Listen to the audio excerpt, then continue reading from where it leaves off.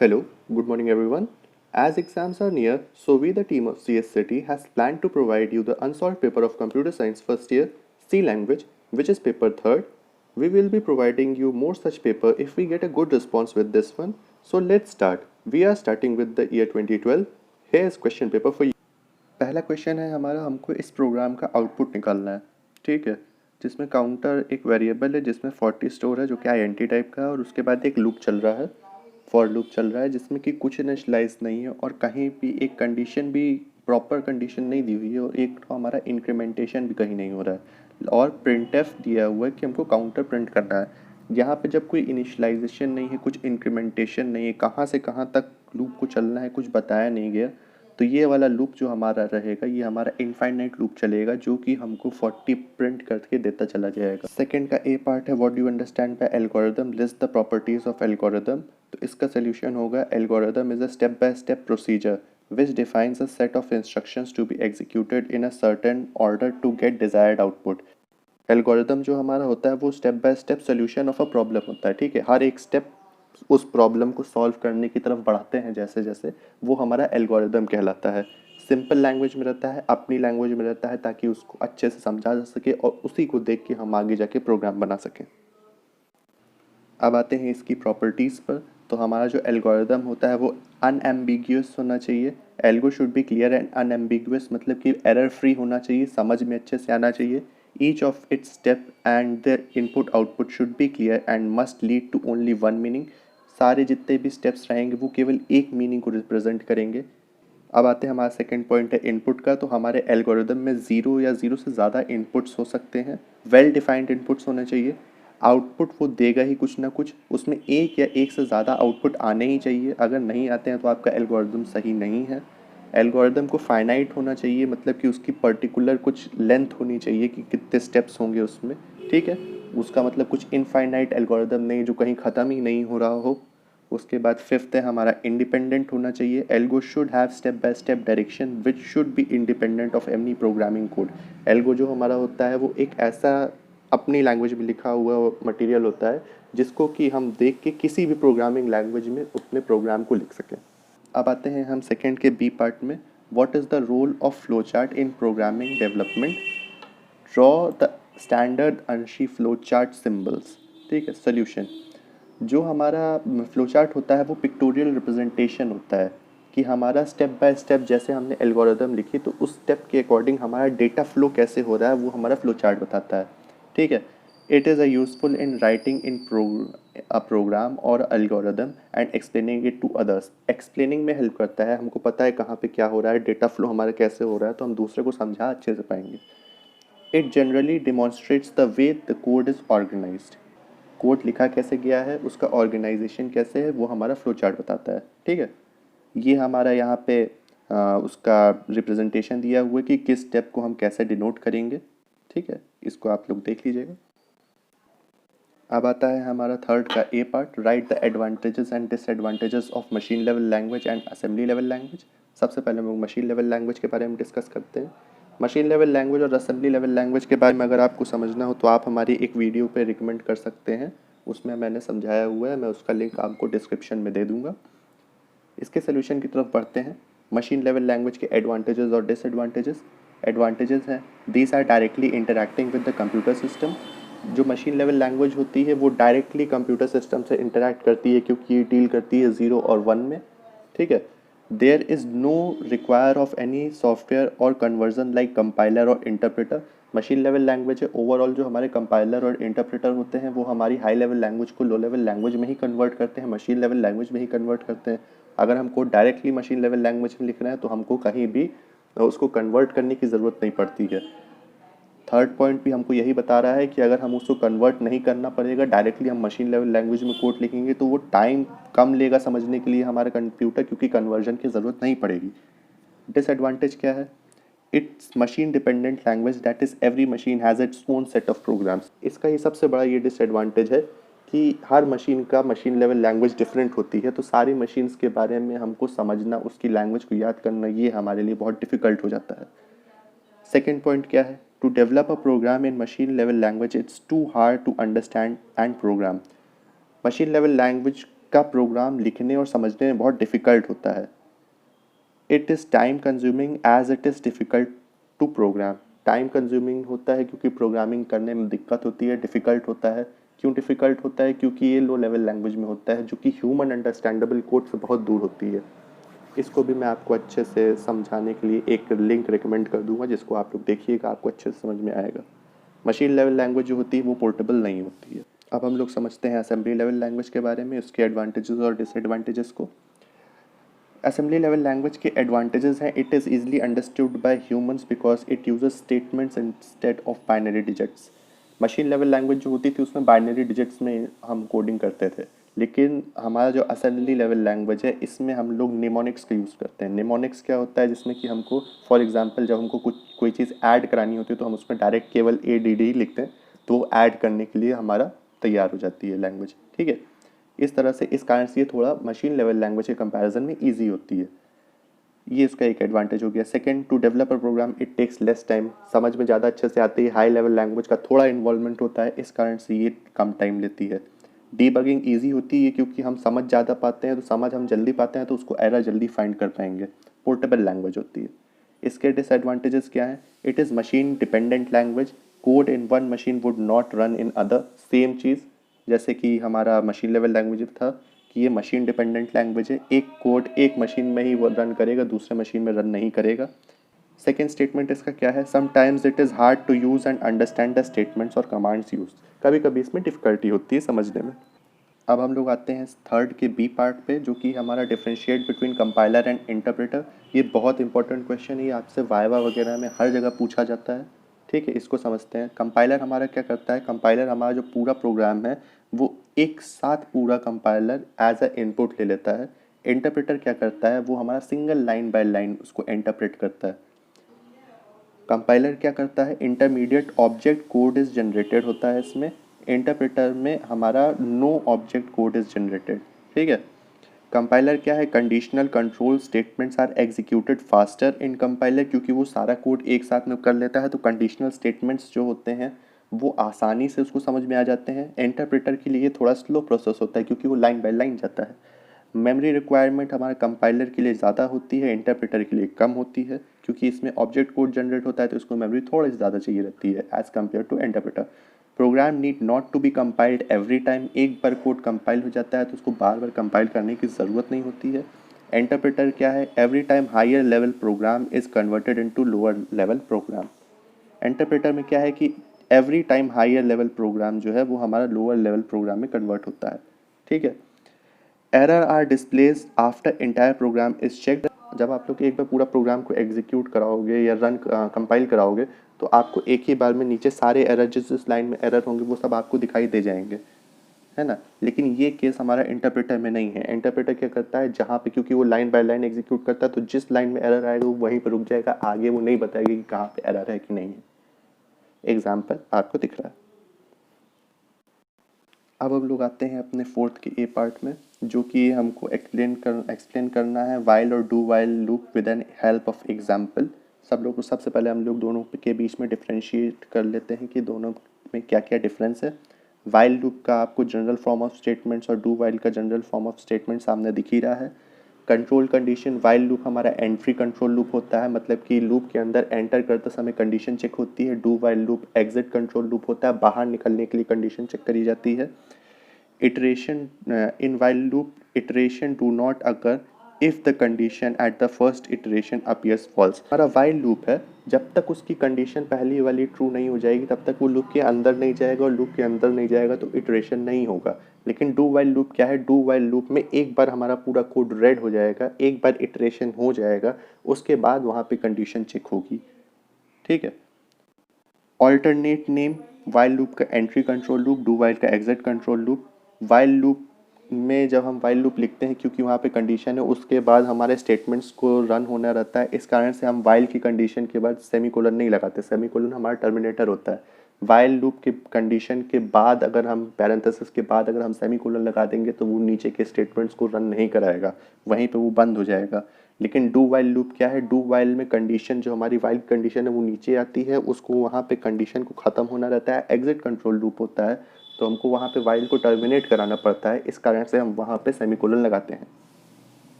ये है हमारा जनरल फॉर्म दोनों का ऊपर लिखा हुआ है, उसके नीचे एग्जाम्पल दिया हुआ है, नेचुरल नंबर प्रिंट करने हैं दोनों में, इसको आप लोग देख लीजिएगा, समझ लीजिएगा। अब हम लोग आते हैं फोर्थ के बी में, जिसमें हमको डिफ्रेंशिएट करना है एंड और डबल एंड में, और डबल और में, ठीक है, 2 बार और में। हम एक आपको करके बता देते हैं, सेकेंड पार्ट आप लोग खुद करिएगा, ठीक है। फर्स्ट पार्ट में क्या है हमारा, जो एंड और डबल एंड में डिफरेंस क्या है, एंड सिंगल एंड जो होता है वो हमारा बिट वाइज ऑपरेटर होता है, और डबल एंड जो होता है वो हमारा लॉजिकल ऑपरेटर होता है। सिंगल एंड जो है वो हमारा bit wise operator in the sense कि जो आप लोग हार्डवेयर लैब में जब आप लोग एंड ऑपरेशन परफॉर्म करते हो डिजिटल ऑपरेटर्स के बीच, 1 या ए एंड बी, ठीक है, वो वाला एंड यहाँ पे है। ये जो डबल एंड यहाँ पे है ये कंडीशन चेक करने के लिए है, कंडीशनल स्टेटमेंट पे यूज़ होता है ये। If first condition and second condition is true, तो ये वो वाला एंड है जहाँ पे इफ़ स्टेटमेंट के अंदर जो लगता हुआ है, ठीक है। इवैल्यूएशन क्या है, it evaluates both left and right side of the expression. जो हमारा एंड है ये हमारा दोनों लेफ्ट और राइट साइड वाले एक्सप्रेशन को इवैल्यूएट करता है। जो डबल एंड है it only evaluates left side of the expression, ठीक है। बाकी it operates on boolean type as well as operates on bits. It operates only on boolean data type. Used to check logical condition and also used to mask of certain bits such as parity bits. Double and used only to check logical conditions, ठीक है। Second part आप लोग खुद करिएगा। अब हम लोग आते हैं फिफ्थ के ए पार्ट में। Write a program to generate Fibonacci series by using call by reference method. ये प्रोग्राम थोड़ा डिफ़िकल्ट होगा समझने के लिए, क्योंकि कॉल बाय रेफरेंस जनरली हमारा जो सी में होता है वो पॉइंटर्स के थ्रू इम्प्लीमेंटेशन होता है। पॉइंटर्स क्या होता है, जो कि एक नॉर्मल वेरिएबल का एड्रेस स्टोर करता है, ठीक है। समझते हैं इस कोड को। तो यहाँ पे हमने क्या किया है, एक हमने फंक्शन डिफाइन कर लिया है void fib, जो कि दो पॉइंटर टाइप के वेरिएबल्स को इनपुट लेगा, ठीक है। एक int num ऊपर ग्लोबल वेरिएबल बना लिया है, ठीक है। फिर हम लोग मेन पे आते हैं, तो मेन में int a=0 b=1 कर दिया। जितने नंबर ऑफ एलिमेंट्स हमको फाइबोनाची सीरीज में प्रिंट कराने हैं वो हमने लिख लिए, वो हमने स्टोर करा लिया नम में। नम को स्टोर कराने के बाद A0 और B1 हमको फाइबोनाची सीरीज़ में जो हमारा पहले के 2 लेटर्स देने होते हैं, उसके बाद के जो होते हैं वो इन्हीं दोनों को सम को करके करते चले जाते हैं। जैसे A और B का सम करा है तो 0 और 1 आ गया। इसके बाद B हमारा A जो है वो 1 हो जाएगा, B हमारा 1 हो जाएगा, जो अभी आउटपुट आया था। 1 और 1 का सम कराएंगे तो 2 हो जाएगा। उसके बाद हमारा A 1 हो जाएगा, B 2 हो जाएगा, उसका सम कराएंगे तो 3 हो जाएगा। ऐसे हमारा फाइबोनाची सीरीज जनरेट होती चली जाती है, ठीक है। तो हम वही नंबर इनपुट कराए कि हमको जैसे 5 चाहिए, तो हमने नम में 5 डाल दिया। प्रिंट एफ हमने A और B को प्रिंट करा दिया, और हमने यहाँ पे फंक्शन कॉल कर दिया। यहाँ पे फंक्शन का एड्रेस हम कॉल कर रहे हैं, एड्रेस पास करा रहे हैं इस फंक्शन कॉलिंग में। कॉल में जब हम फंक्शन को पास कराएंगे तो हम पहुँच जाएंगे फंक्शन डेफिनेशन पे। फंक्शन डेफिनेशन में जो ये पॉइंटर टाइप की वैल्यू दिया है, ये int स्टार ए या int एस्ट्रिक ए जो दिया है, वो हमारा जो एंड ए पे वैल्यू स्टोर है उसको फेच कर ले रही है, उसको यूज़ कर रही है, और हमारी फाइबोनाची सीरीज़ को प्रिंट कर रही है। फिफ्थ का बी पार्ट हमारा है list the storage classes available in C and its features. तो इसका सोल्यूशन हमारी जनरली सी में जो होती है वो हमारी 4 स्टोरेज क्लासेस होती हैं, ऑटो, एक्सटर्न, स्टैटिक और रजिस्टर, ठीक है। ऑटो क्लास जो हमारी होती है, this is the default storage class for all the variables declared inside function और अ ब्लॉक। ये जो हमारी ऑटो क्लास होती है वो हमारी वेरिएबल डिक्लेरेशन के लिए यूज़ होती है, लेकिन जनरली किसी फंक्शन या किसी भी ब्लॉक के अंदर, लेकिन जनरली हम ऑटो कीवर्ड का यूज़ करते नहीं है, डिफ़ॉल्ट होता है, बाय डिफ़ॉल्ट हो जाती है, ठीक है। Second point, hence the keyword auto is rarely used while writing programs in C language. इसी कारण से इसको रेयरली यूज़ किया जाता है, बहुत कम ही यूज़ किया जाता है, क्योंकि वो डिफ़ॉल्ट है। Auto variables can be only accessed within a block functions they have been declared and not outside them. यहाँ पे ये समझाया गया है कि जो हमारे, अगर हम किसी वेरिएबल पे ऑटो लगा देते हैं, तो वो जनरली जैसे हमारा नॉर्मल वेरिएबल होता है जो कि एक पर्टिकुलर ब्लॉक में ही उसकी वैल्यूज़ को हम एक्सेस कर सकते हैं या उस वेरिएबल को एक्सेस कर सकते हैं, वैसा ही हमारा ऑटो है, जो कि नॉर्मल चीज़ है, नॉर्मल वेरिएबल की तरह होता है। लास्ट पॉइंट में हमारा लिखा है however they can be accessed outside their scope as well as using the concept of pointers giving here by pointing to the very exact memory location where the variables reside. हम इसको अपने memory block से बाहर भी access कर सकते हैं, लेकिन उसके लिए हमको पॉइंटर्स का यूज़ करना पड़ेगा। पॉइंटर्स से हम उस मेमोरी लोकेशन को मतलब कि ढूंढ पाएँ और उसके थ्रू फिर हम उसके वैल्यू को यूज़ कर पाएँ। They are assigned a garbage value by default whenever they are declared. जो ऑटो वेरिएबल्स होते हैं, जो कि ऑटो क्लास के थ्रू जो वेरिएबल्स बनते हैं, उसकी जो मतलब डिक्लेरेशन के टाइम पे जो वैल्यूज़ रहती है वो गार्बेज वैल्यू रहती है। ठीक है। सेकंड पे आते हैं हम एक्सटर्न पे। एक्सटर्न आपको नाम से ही समझ में आ रहा होगा, एक्सटर्न मतलब एक्सटर्नल समथिंग रिलेटेड होगा। तो एक्सटर्न जो हमारी स्टोरेज क्लास होती है simply tells us that the variable is defined elsewhere and not within the same block where it is used. जो हमारा एक्सटर्न क्लास के स्टोरेज क्लास के थ्रू जो वेरिएबल्स डिक्लेयर होते हैं वो उस ब्लॉक में ही नहीं यूज़ होते हैं, वो मतलब उस ब्लॉक के अंदर डिक्लेयर नहीं होते हैं जहाँ पे वो यूज़ हो रहे हैं, वो कहीं बाहर डिक्लेयर होते हैं और उसको उस ब्लॉक के अंदर हम लोग यूज़ कर पाते हैं। जैसे कि हमने एक्सटर्न को मेन के ऊपर डिक्लेयर कर लिया एक्सटर्न से एक वेरिएबल को, और उसको यूज़ हम मेन ब्लॉक में कर रहे हैं या उसको हम यूज़ हम फंक्शन में कर रहे हैं, तो वो हमारा एक्सटर्न स्टोरेज क्लास का यूजर्स होगा। ठीक है। Basically, the value is assigned to it in a different block, and this can be overwritten change in a different block as well. जो हमने एक्सटर्न के थ्रू जो वेरिएबल को डिक्लेयर किया है ऊपर मेन के ऊपर, वो किसी मेमोरी ब्लॉक के अंदर जाके हम उसको चेंज भी कर सकते हैं, वो कांस्टेंट वैल्यू नहीं होती है। ठीक है। So as an extern variable is nothing but a global variable initialized with the legal values where it is declared in order to be used elsewhere. Extern variable हमारा और कुछ नहीं, एक ग्लोबल वेरिएबल ही होता है। ठीक है। This is basically signifies that we are not initializing a new variable but instead we are using and accessing the global variable only. इसका मतलब ये होता है कि हम जो वेरिएबल ग्लोबली ऊपर डिक्लेयर कर रहे हैं उसको हम फिर से इनिशलाइज अपने मेन ब्लॉक में नहीं कर रहे हैं, हम केवल उसको दोबारा यूज़ कर ले रहे हैं उसकी वैल्यू को चेंज करके। ठीक है।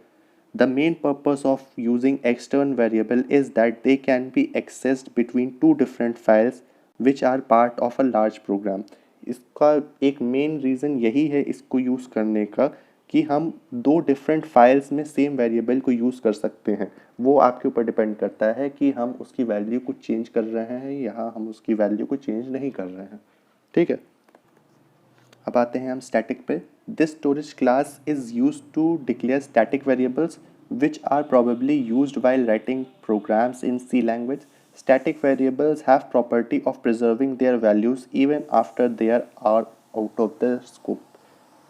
जैसे कि अभी हम लोग ने पढ़ा, अभी एक्सटर्न में हमने समझा था कि ग्लोबल वेरिएबल हम मेन के ऊपर डिफाइन कर देते हैं, लेकिन वो किसी ब्लॉक के अंदर उसकी वैल्यू को चेंज करा सकते हैं। अगर हम किसी वैल्यू को एक्सटर्न की जगह स्टैटिक से डिक्लेयर करें तो उसकी वैल्यू हम कहीं भी चेंज नहीं कर पाएंगे, उसकी वैल्यू फिक्स हो जाएगी। एक बार इनिशियलाइज होगी उसके बाद इनिशियलाइज नहीं होगी। ठीक है। Second point, hence static variables preserve their value of their last use in their scope, so we can say that they are initialized only once and exist till the termination of program. यही यहाँ पे हम बताने की कोशिश कर रहे थे कि स्टैटिक से जो वेरिएबल डिक्लेयर होंगे वो हमारे एक बार इनिशियलाइज होंगे और वो तब तक वही वैल्यू को अपने पास रखेंगे जब तक कि हमारा प्रोग्राम टर्मिनेट नहीं हो जाता। वही वैल्यूज़ उसके पास रहेंगी जो हमने एक बार असाइन करी उसमें। Thus no new memory is allocated because they are not redeclared. वो कहीं redeclare नहीं होते, इस कारण से उसमें memory allocate दो बार बार नहीं होती है। Their scope is local to the functions to which they were defined. उनका scope जो होता है वो local होता है जिस function में वो define करे हैं। ठीक है। Global static variables can be accessed anywhere in a program. Global static variable जो बनेंगे वो कहीं भी program में उसको execute कराया जा सकता है। By default they are assigned the value of 0 by the compiler. ठीक है। अब आते हैं हम रजिस्टर पे। This storage class declares register variable which have the same functionality as that of a auto variable. Register storage class जो होती है वो हमारी ऑटो स्टोरेज क्लास की फंक्शनैलिटी ही उसके अंदर होती है। The only difference is that the compiler tries to store these variables in the register of the microprocessor if a free register is available. Auto में हम जो वेरिएबल्स में जो वैल्यू स्टोर कराते थे वो हमारा मेमोरी में स्टोर होता था, लेकिन रजिस्टर जो होता है जो हमारा माइक्रो प्रोसेसर में होता है, हम जो रजिस्टर स्टोरेज क्लास होती है वो कोशिश करती है कि जो रजिस्टर के थ्रू जो वेरिएबल डिक्लेयर हुआ हो उसमें की जो वैल्यू जब हम स्टोर कराएंगे तो वो डायरेक्ट हमारे रजिस्टर में स्टोर करा दे वैल्यू को। रजिस्टर से स्टोर कराने में होगा क्या कि जब वो वैल्यू माइक्रो प्रोसेसर में जाके स्टोर होगी तो वो हमारी बहुत फास्ट उसकी एक्सेसिंग हो जाएगी। This makes the use of register variable to be much faster than that of a variable stored in the memory during the runtime of a program। Simple सी बात है, इसका केवल इसीलिए यूज़ होता है क्योंकि अगर माइक्रो प्रोसेसर में ही वैल्यू स्टोर हो जा रही है, उसी के रजिस्टर में स्टोर हो जा रही है, तो उसको हम एक्सेस बहुत आसानी से कर पाएंगे, बहुत फास्टली कर पाएंगे। Usually few variables which are to be accessed very frequently in a program are declared with the register keyword, which improves the running time of the program. Last point, an important and interesting point to be noticed, that here we cannot obtain the address of a register variable using the pointers। इसमें हम pointer का use करके register variables का address नहीं locate कर सकते क्योंकि वो हमारे रजिस्टर जो कि माइक्रो प्रोसेसर में है वहाँ पे है, वो स्टोर होते हैं, मेमोरी में स्टोर नहीं होते। अब आते हैं हम 6 के ए में, जो कि कह रहा है कि differentiate between structure and union with the help of suitable example. जो वाइट बॉक्स है इसमें हमारा स्ट्रक्चर और यूनियन को डिफ्रेंशिएट किया गया है, एग्जाम्पल्स के थ्रू नहीं किया गया, बेसिक इसमें डिफ्रेंशिएट किया गया है, एग्जाम्पल के थ्रू यहाँ पे बगल में दिया हुआ है। स्ट्रक्चर और यूनियन जो हमारे होते हैं वो दोनों ही हमारे यूज़र डिफाइंड डेटा टाइप्स होते हैं, ठीक है। स्ट्रक्चर हमारा कीवर्ड स्ट्रक्ट के थ्रू डिफाइन होता है, यूनियन हमारा यूनियन के थ्रू डिफाइन होता है। स्पेस कंज्यूमिंग जो होती है वो हमारी consumes more space than union, union consumes less space as that of structure, ठीक है। यूनियन कम स्पेस कंज्यूम करता है, स्ट्रक्चर ज़्यादा स्पेस कंज्यूम करता है। Memory, each member within a structure is assigned unique storage area of location memory allocated is shared by individual member of the union। जो हमारी structure में मेमोरी एलोकेट होती है उसमें हर एक वेरिएबल, हर एक डेटा टाइप अपनी अपनी मेमोरी को एक्सेस करता है, अपनी खुद की मेमोरी क्रिएट करता है, लेकिन यूनियन को एक पर्टिकुलर अमाउंट ऑफ मेमोरी दे दी जाती है, उसी में सारे वेरिएबल्स शेयर करते हैं, ठीक है। Value altering, altering the value of a member will not affect other members of the structure, altering the value of any of the member will alter the other members value। Altering करने में structure में किसी भी value, किसी भी member की value को जब हम ऑल्टर करते हैं स्ट्रक्चर में तो बाकी किसी वैल्यूज़ पे उसका अफेक्ट नहीं पड़ेगा, लेकिन यूनियन में उसका इफेक्ट पड़ेगा। Accessing members, individual members can accessed at a time, only one member can be accessed at a time, ठीक है। Several members of structure can be initialized at once, साथ में कई सारे मेंबर्स हमारे इनिशलाइज हो जाते हैं स्ट्रक्चर में, लेकिन यूनियन में ऐसा नहीं है, उसमें एक बार में एक ही होता है, ठीक है। साइड में आपको एग्जांपल दिया हुआ है, ऐसे हम लोग स्ट्रक्चर वो डिफाइन करते हैं और नीचे हमारा जैसे यूनियन लिखा हुआ है। सबसे मेन डिफरेंस इसका यही है कि union is a user defined type similar to struct in C, except for one key difference. इसके स्ट्रक्चर और यूनियन के बीच में केवल एक ही डिफरेंस होता है, मेन डिफरेंस जिसको हम कहते हैं वो हमारा है structs are allocate enough space to store all its members whereas union allocates the space to store only the largest member. जो हमारा यहाँ पे जैसे दिया हुआ है यूनियन में कैर नेम और ये एरे है 50 का, ठीक है। तो जो यूनियन बनेगा वो केवल कैर नेम की ही मेमोरी एलोकेट कराएगा और उतना ही उसका साइज होगा, लेकिन स्ट्रक्ट में यहाँ पे भी कैर नेम 50, आईएनटी, सिटी नंबर दिया हुआ है, फ्लोट सैलरी दिया है, इसमें ये तीनों के लिए अलग से मेमोरी स्पेस क्रिएट करेगा, तो स्ट्रक्चर का जो साइज़ हो जाएगा वो बड़ा हो जाएगा, यूनियन का साइज़ जो है वो केवल नेम वाला ही रहेगा, इसमें प्राइस वाला वो डेटा टाइप का जो साइज़ होगा वो उसमें इम्प्लीमेंटेड नहीं रहेगा, ठीक है। अब आते हैं हम 6 के बी पार्ट में, जो कि हमारा एक तो कोड दिया हुआ है जहाँ पे हमको उसकी वैल्यू को निकालना है। जो हमारा कोड है उसमें आई एक वेरिएबल डिक्लेयर्ड है, आई टाइप का एक एरे बनाई हुई है, आई टाइप की साइज़ 4 जिसमें वैल्यू स्टोर्ड है 1 2 3 4।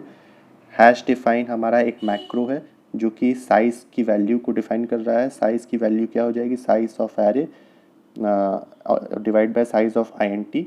यहाँ पे आप जब इसको करेंगे तो साइज़ ऑफ एरे क्या है 4, साइज़ ऑफ आई क्या होती है 2, 4 डिवाइड बाय 2, इसका आंसर आ जाएगा 2। फिर एक लूप चलेगा कहाँ से, 0 से लेस देन 2 तक, मतलब 0 और 1 के लिए लूप चलेगा, और आई एरे की आई वाली 0 और 1 वाली लोकेशन की जो वैल्यू रहेगी वो +2 हो जाएगी, मतलब कि 1 की जगह 3 आ जाएगी और 2 की जगह 4 आ जाएगी, और 3 और 4 वैसे के वैसा ही रहेंगे।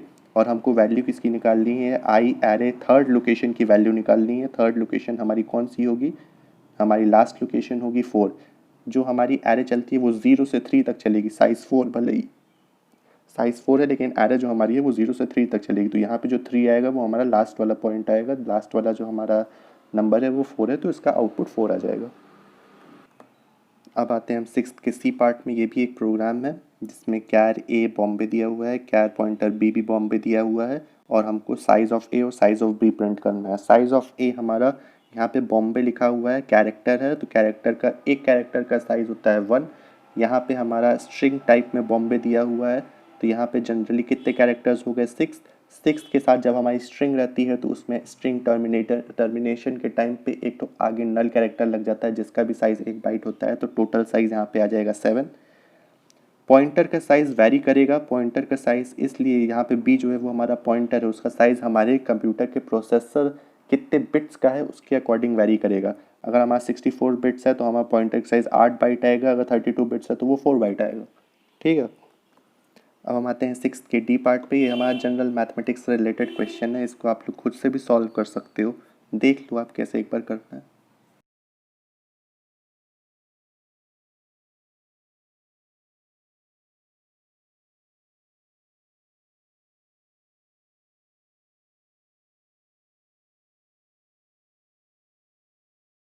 अब आते हैं हम लोग सेवन्थ क्वेश्चन पे, जो कि हमारा हॉर्नर्स रूल है। हॉर्नर्स रूल जनरली हमारा इवैल्यूएशन ऑफ पॉलिनोमियल का एक रूल है, इजी है, कुछ खास नहीं है, आसान है। ये इसको हम एग्जाम्पल से समझते हैं। एग्जाम्पल हमको दिया है f(x) इक्वल्स टू एक्स की power 4 plus 3x cube plus 5x square plus 7x plus 9 at x equals to 2 पे इसकी वैल्यू निकाल ली है।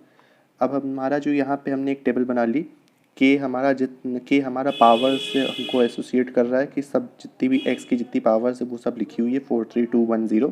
ठीक है, अब सबके कोफिशिएंट्स एक एक करके हम लोग लिखते जाएंगे। x का जो कोफिशिएंट x की पावर 4 का जो कोफिशिएंट है वो 1 है, तो रिजल्ट में हमने डायरेक्टली नीचे 1 लिख दिया। 3x क्यूब का जो x क्यूब का जो कोफिशिएंट है वो 3 है, तो हमने 3 यहाँ पे लिखा, और जो 2 हमारा यहाँ पे है 2 से हमने जो पिछला रिजल्ट आया 1 उसको इंटू करके यहाँ पे ऐड कर दिया। ठीक है, वैसे ही जब हम इसके आगे गए तो ये 5 जो आया हमारा रिजल्ट थर्ड की पावर वाले का, इसको हम लोग यूज़ करेंगे इसके बाद वाले में। तो यहाँ पे एक्स स्क्वायर का कोफिशिएंट है 5, 5 को हम ऐड करेंगे यहाँ पे जो 5 आया है उसको इंटू 2 करने के बाद। ठीक है, इसके बाद यहाँ पे आंसर आ गया 15 2 के कोफिशिएंट पे 2 की पावर पे। फिर उसके बाद यहाँ पे हम नेक्स्ट वाले पे जाएंगे, तो यहाँ पे हमारा है 7, कोफिशिएंट है x का, तो x को हमने लिखा 7, 7 प्लस 2, जो 2 यहाँ पे x है उसको लिए 2 इंटू 15 जो यहाँ पे पिछला रिजल्ट आया उसको इंटू करके ऐड करें 37, यहाँ पे 37 इसका रिजल्ट आ गया। फिर x की पावर 0 पे 9 है कोफिशिएंट उसका, हमने 9 लिखा, 9 प्लस 2 इंटू पिछला रिजल्ट 37 था, 2 इंटू 37 83 आंसर हो जाएगा इसका। अब आते हैं हम एट्थ के बी में, जो कि हमारा है string concatenation. Concatenation of two string is a process of joining them together to form a new string. String concatenation एक तरह से दो स्ट्रिंग को ऐड करके साथ में या अपेंड करके लिख लेना। जैसे कि एक स्ट्रिंग है हमारा अमन, दूसरा है शुक्ला, तो दोनों स्ट्रिंग को ज्वाइन करके अमन शुक्ला लिखती है, तो वो हमारा स्ट्रिंग कॉन्कैटिनेशन हो गया। ठीक है, एग्जाम्पल दिया हुआ है, एक स्ट्रिंग बना लिए S1 साइज 100 प्रोग्रामिंग, S2 हमारा स्ट्रिंग बन गया, यहाँ पे भी हम साइज डाल देते हैं 100, तो ये हमारा आ गया इज़ ऑसम। ठीक है, हमने वेरिएबल डिक्लेयर कर लिया आईएनटी टाइप का आई के, लूप चला दिया, इसका साइज़ निकाल लिया, दूसरे वाले का साइज़ निकाल लिया, उसमें वैल्यू को एसोसिएट कर दिया, अपेंड कर दिया एक तरह से। तो आफ्टर कॉन्कैटिनेशन जब हम S1 को प्रिंट करेंगे तो हमारा प्रोग्रामिंग इज़ ऑसम पूरा लिख के आएगा। स्टेप बाय स्टेप समझ लेते हैं। हमने फॉर लूप चलाया आई 0 से लेके S1 i is not equals to null तक। प्रोग्रामिंग है, स्ट्रिंग है, उसका आखिरी कैरेक्टर नल होगा, नल कैरेक्टर तक हम लूप चलाएंगे, उसका साइज़ समझेंगे, साइज़ कितना आ रहा है, प्रिंट एफ साइज़ कर देंगे। उसके बाद फिर दूसरा लूप चलाएंगे के 0 से लेके S2 k is not equals to null तक। K is not equals to null तक चल रहा है, जहाँ पे हमारा इज़ ऑसम जो लगा है उसके बाद में जो नल कैरेक्टर है वहाँ तक लूप चलेगा। ठीक है। और हम करेंगे क्या, आई हमारा पहले ही नल कैरेक्टर पे पहुंच गया है, तो उस नल कैरेक्टर से आई की वैल्यू हमारी लास्ट वाली नल कैरेक्टर पे है, प्रोग्रामिंग के जी के बाद पे हमारी वैल्यू है, तो उस नल कैरेक्टर से हम इस ऑसम को ओवरराइट करना चालू कर देंगे। आई को हम नल कैरेक्टर पे ओवरराइट कर दिए, और फिर उसके बाद वाला जो है वो हम के प्लस प्लस और आई प्लस प्लस दोनों साथ में लेके चल रहे हैं। तो हमारा यहाँ पे जो S1 स्ट्रिंग है उसमें ये इज़ ऑसम लिखता चला जा रहा है, ठीक है। और आखिरी में S1 को हमने प्रिंट कर दिया, हमारा पूरा लिख के आ जाएगा प्रोग्रामिंग इज़ ऑसम। अब आते हैं हम आखिरी क्वेश्चन में, जो कि आपके सिलेबस में है, और जो क्वेश्चन मैंने नहीं करा है वो आपके सिलेबस में इस साल नहीं रहेंगे। आते हैं हम 8th के डी पे, जो कि है हमारा क्विक सॉर्ट। क्विक सॉर्ट हमारी एक सॉर्टिंग टेक्निक है जो कि डिवाइड और कॉन्कर पे डिपेंड करती है। It is also called partition exchange method. This algorithm divides into 3 main parts. ये जो एल्गोरिदम हमारा 3 मेन पार्ट्स में डिवाइड रहता है, जो कि हमारा पिवट एलिमेंट से कम एलिमेंट्स पहला part, pivot element second part, और पिवट एलिमेंट्स जो कि सेंट्रल एलिमेंट है उससे आगे वाला या उससे बड़े एलिमेंट्स वाला पार्ट, ठीक है। Pivot element can be any element from the array. It can be the first element or the last element or any of the random element. Pivot element जो हमारा होता है वो कोई भी एक एलिमेंट हो सकता है, चाहे वो शुरुआत में हो चाहे आखिरी में हो, कोई भी हो, ठीक है। Following are the steps involves in quick sort algorithms. After selecting an element as pivot, which is the last index of the array, in our case we divide the array for the first time, ठीक है। Divide and conquer है, पहले उसको divide करेंगे फिर conquer करेंगे। तो हमने किया क्या, after selecting the pivot element, हमने पहले पिवट एलिमेंट को सिलेक्ट कर लिया। हमारे एरे में पिवट एलिमेंट जो हमारा है वो हमारा 25 है। पिवट सेलेक्ट करने के बाद हमने क्या किया, in quick sort we call this partitioning, इसको हम पार्टीशनिंग कहते हैं। It is not simple breaking down of array into two subarrays, but in case of partitioning the array elements are so positioned that all the smaller than the pivot elements are on the left side and all the greater elements are on the right side। जितने भी pivot से छोटे elements होंगे वो हमारे left side में होंगे, और जितने भी बड़े एलिमेंट्स होंगे वो हमारे राइट साइड में होंगे। जैसे कि यहाँ पे आप लोग देख सकते हैं 52, 37, 63, 14, 17, 8, 6, 15 हमारे एलिमेंट्स है, 25 हमारा पिवट एलिमेंट है।